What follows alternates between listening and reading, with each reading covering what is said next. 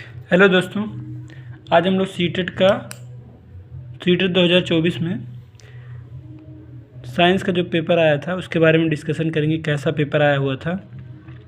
अगर वीडियो अच्छा लगेगा तो वीडियो को लाइक और सब्सक्राइब जरूर करेंगे। देखते हैं हम फिर। निम्नलिखित पहला सवाल आया था साइंस का। ध्वनि कंपन द्वारा उत्पन्न होती है तथा भिन्न भिन्न वाद्य यंत्रों के विशिष्ट कंपन भाग होते हैं। यक्ष में ध्वनि तानित तारों द्वारा उत्पन्न होती है, वायु में तनित तारों द्वारा जो कंपन करती है, तथा जड़ में ध्वनि उत्पन्न करने वाला कंपनमान भाग वायु स्तंभ कॉलम है। 4 ऑप्शन था हम लोगों का। ऑप्शन देखते हैं करीब से। फिर क्वेश्चन आया हुआ था, निम्नलिखित में से पादप पौधे सूक्ष्म पोषक तत्वों के पोषक के समुच्चय लघु मात्राओं में अपेक्षिक की पहचान कीजिए। 4 ऑप्शन था इसमें, आप लोग देखेंगे। ठीक है, इन भाई ने लगाया है, पता नहीं सही लगाया है या गलत। आगे देखते हैं। क्वेश्चन आया हुआ था सीडीपी का। ये क्वेश्चन आप लोग देखिए ध्यान से। रात्रि आकाश में तारे पूरब से पश्चिम की ओर गति करते हैं, पृथ्वी पश्चिम से पूरब की ओर घूर्णन करती है। क्वेश्चन आया हुआ था, साइंस का है ये क्वेश्चन। आगे देखते हैं हम लोग।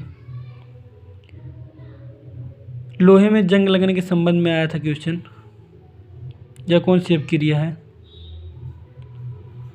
नीचे देखेंगे आया हुआ था, बुझा हुआ चूना हम लोग जानते हैं। कैल्शियम हाइड्रोक्साइड होता है बुझा हुआ चूना, CaOH का होल्टाइज।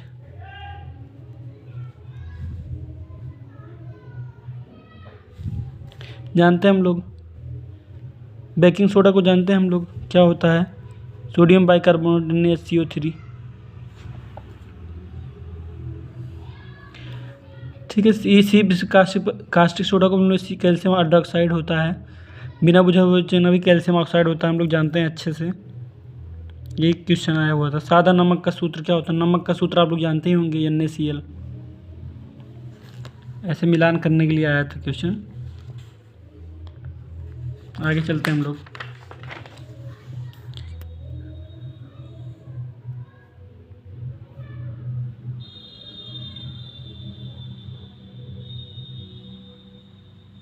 ये क्वेश्चन आया था,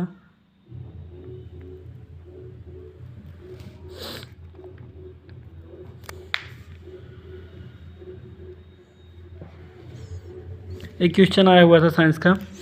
एक गेंद को हवा में फेंका जाता है, अधिकतम ऊंचाई तक पहुंचने के पश्चात फेंकने वाला पास वापस आ जाता है। गेंद की ऊपरीमुखी या चाल के संबंध में कौन सी राशि उत्पन्न होगी। भाई ऊपर फेंकते हैं तो यहाँ पर गुरुत्वीय बल काम करता है। ठीक है, यही सही होगा इसका उत्तर।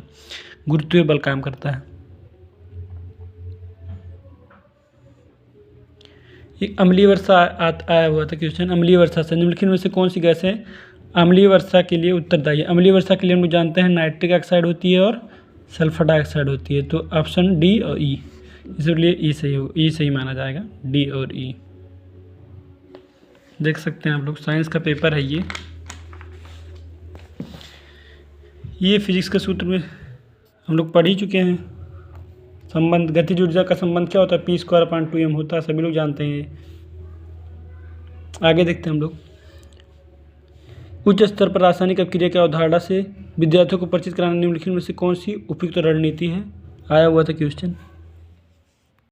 देखिए आगे के क्वेश्चन में आया हुआ था, निम्नलिखित से उन जंतुओं का समुच्चय का होता है जो बाह्य निषेचन का। बाह्य निषेचन में आता है मेढक, मछली और स्टारफिश।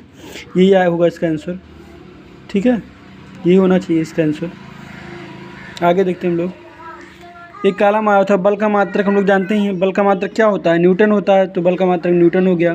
बैटरी का चिन्ह हम लोग जानते ही अच्छे से, लोहे का चिन्ह Fe होता है। हाइड्रोक्लोरिक अम्ल का भी सूत्र जानते हैं हम लोग, कार का मात्रक जूल होता है। चांदी का चिन्ह Ag होता है, ये सब भी अच्छे से जानते हैं हम लोग। तो ये कौन सा है बताइए। कॉलम ए में किसी प्रविष्टि के लिए कॉलम बी में अधिकतम 2 युक्तियाँ हैं, ये नहीं होगा। कॉलम ए और बी में आगे हम लोग देखते हैं। आगे देखते हैं, आया था कॉलम ए और बी में असमान पर। इसमें क्या असमान है, सबका मात्रक दिया हुआ है। मिलते हुए युग्मों को सरलता से अनुमान लगाया जा सकता है, बिल्कुल लगाया जा सकता है। सबका बैटरी की पहचान हम लोग जानते हैं, बल का मात्रक जानते हैं, सब जानते हैं। तो इसका ये ऑप्शन होगा, सरलता से अनुमान लगाया जा सकता है। आगे देखते हैं हम लोग।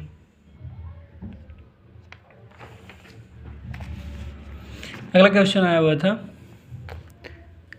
अभिकथन था, सूखी हुई कुसुम को जब कुछ समय के लिए सादे जल में छोड़ा जाता है तो वह पराशर के कारण फूल जाती है। पादप कोशिका में वर्णात्मक रूप से पारगम कोशिका झिल्ली थी। जी दोनों बात सही है और दोनों व्याख्या भी करता है। ये आप दोनों सही है, दोनों की व्याख्या भी करता है। अगला सवाल आया था साइंस में, उच्च प्राथमिक स्तर पर आवाज़ रोग विषय को प्रस्तुत करने निम्नलिखित में कौन सबसे उपयुक्त रणनीति होगी। दिया गया है चारों,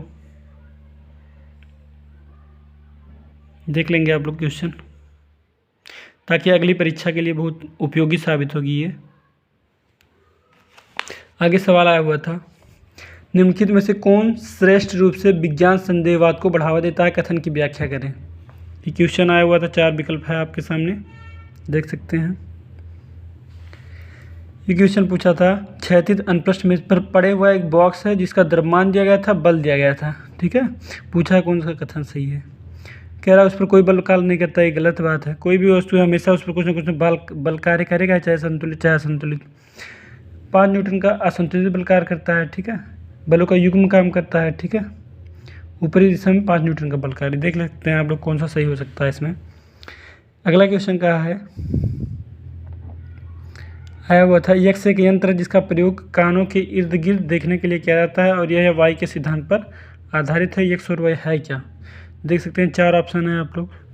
ये क्वेश्चन आया हुआ था सीटेट के पेपर में।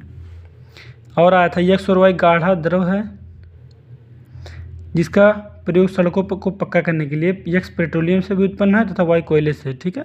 कोयला का संबंध कोलतार से होगा और पेट्रोलियम का बिटुमेन से संबंध होता है, तो यही सही हो सकता है ऑप्शन। आगे देखते हैं हम लोग। अगला सवाल आया था, कौन सी शिक्षक द्वारा कक्षा में प्रदर्शन के लिए कार्यान्वित करने के संबंध में वांछनीय नहीं है। देख सकते हैं हम लोग। ये क्वेश्चन आया हुआ था, ये क्वेश्चन गलत लग रहा है हमको। पोषक तत्व में वृद्धि करते हैं जीवाणु जो होते हैं, खाद्य उर्वरक जो होते हैं। अगला सवाल आया हुआ था, ये आया हुआ था सवाल, देख सकते हैं आप लोग 84 नंबर। आगे चलते हैं हम लोग। ये सवाल पूछा था, अधिकतम और न्यूनतम प्रतिरोधों के बीच अंतर इतना दिया गया था, 3 प्रतिरोधों को जोड़ने से प्राप्त होने क्या आएगा प्राप्त करने पर, वह है, ठीक है। तो एक साथ नहीं आएगा इसका आंसर, सॉल्व करेंगे आप लोग। आगे देखते हैं,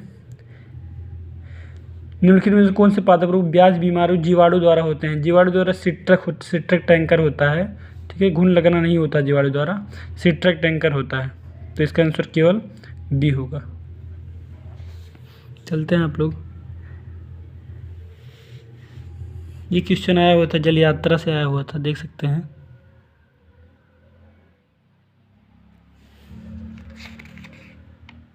देख लीजिए आप लोग ध्यान से, क्वेश्चन आया हुआ था।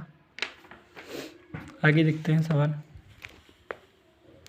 कहा जा सकता है कि निम्नलिखित में से सभी में बीज प्रकीर्णन के ने पदार्थों को लाभ पहुंचाया सिवाय किसके। देख सकते हैं हम लोग, 4 ऑप्शन है इसमें। अगला क्वेश्चन आया था, न्यूटन की गुरुत्वाकर्षण सिद्धांत को एक उत्कृष्ट सिद्धांत मानने के पीछे निम्नलिखित में से कौन सा उपयुक्त कारण है, ठीक है। तो न्यूटन का सिद्धांत जान लीजिए, इसका यही आंसर होगा। इस पर पूर्ण प्रयोग करने के पश्चात इसको माना गया। ऐसे थोड़ी ना सभी लोग भ्रम में रहेंगे, एकदम इसका प्रयोग करके तभी माना गया कि न्यूटन का नियम सही है। देख सकते हैं आप लोग। रेयान क्या है, संश्लेषित तंतु, ये गलत होगा। रेयान को बिना किसी प्राकृतिक कच्चे माल के प्रयोग किया जाता है, ये भी गलत हो सकता है। देख लेंगे आप लोग ध्यान से।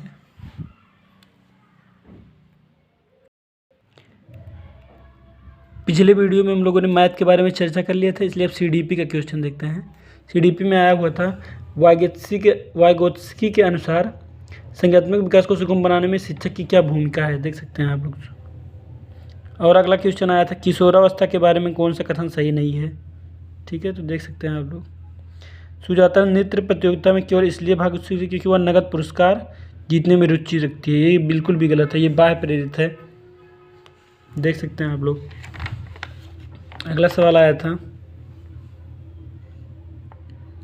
शिक्षार्थियों को बीच व्यक्तिगत विभिन्नताओं को संबोधित करने के लिए शिक्षक को क्या करना चाहिए।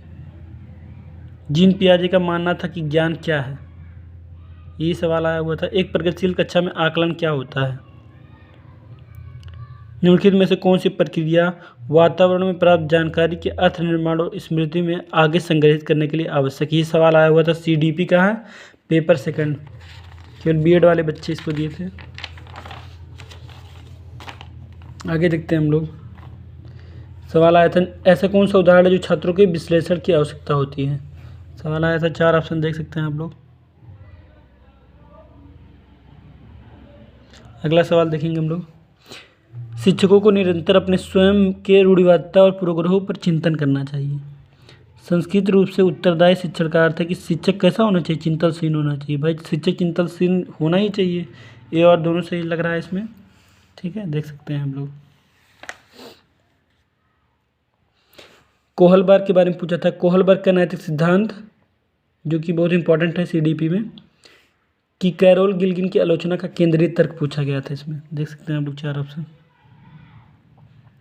अगला सवाल है, वास्तविक जीवन की समस्याओं और मूर्त अनुभवों से सीखने से बच्चों के अधिगम और जानकारी प्राप्त करने के लिए कई रास्ते मिलते हैं। कथन कारण दिया गया है, विकास अपेक्षाकृत कैसा होता है? व्यवस्थित और अनुक्रमिक। ऐसा बिल्कुल नहीं, विकास व्यवस्थित नहीं होता है, ठीक है, ये सही है, आर गलत है इसमें। आगे देखते हैं हम लोग। आया हुआ सवाल है इसमें, आप पठन वैकल्प के बारे में आया था।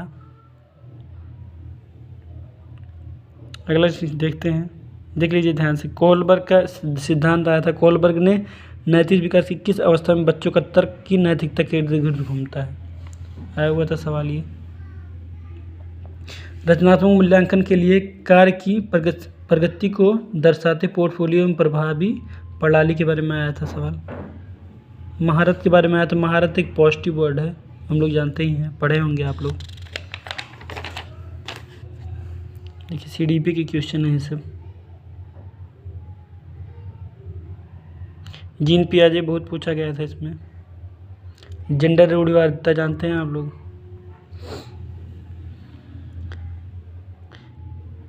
CDP का क्वेश्चन है, पेपर सेकंड वाला है, जो मॉर्निंग में हुआ था पेपर।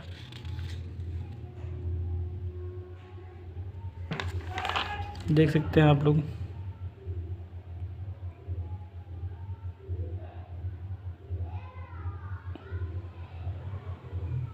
CDP का क्वेश्चन है सब। समाजीकरण की विशेषताओं के बारे में बताया गया था इसमें, आया हुआ था।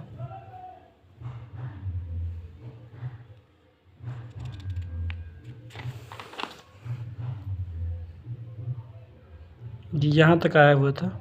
मध्य बालावस्था या किशोरावस्था में क्या कर सकते हैं हम लोग?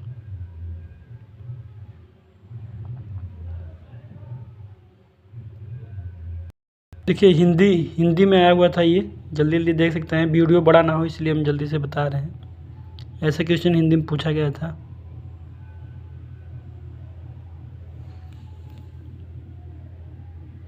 यही सब क्वेश्चन आया हुआ था हिंदी में।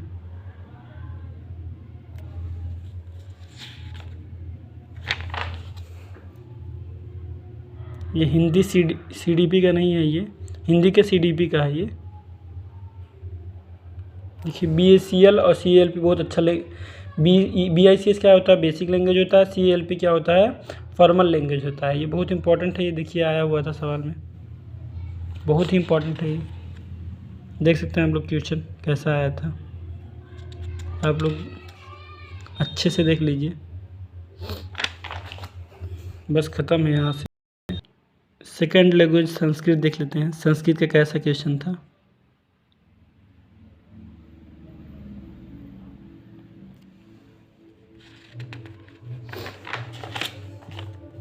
देख सकते हैं संस्कृत का।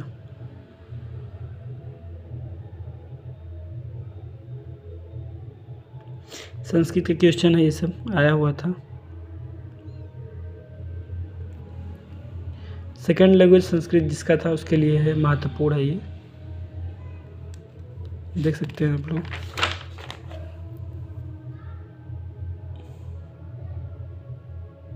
ज्ञापन क्याम ज्ञानमस्ति, ये सब आया हुआ था क्वेश्चन, देख सकते हैं। इसमें भी CALP BICS आया था। देखिए CALP BICS कितना इंपॉर्टेंट है हम लोगों के लिए। क्वेश्चन कहा था, अनेन शैक्षिक भाषाएं तो विविध पाठ्य विषय भाषाएं प्रावीण्यम प्रति संगठन मतलब विविध पाठ मतलब शैक्षिक भाषा में किस भाषा का प्रयोग पाया, हम बताए थे शैक्षिक भाषा में प्रबल बताया था फॉर्मल भाषा का प्रयोग होता है CALP जिसे बोलते हैं। यही क्वेश्चन आया हुआ था, 150 क्वेश्चन था हम लोग का। ठीक है, अगर वीडियो अच्छा लगेगा तो वीडियो को लाइक और सब्सक्राइब जरूर करें। धन्यवाद।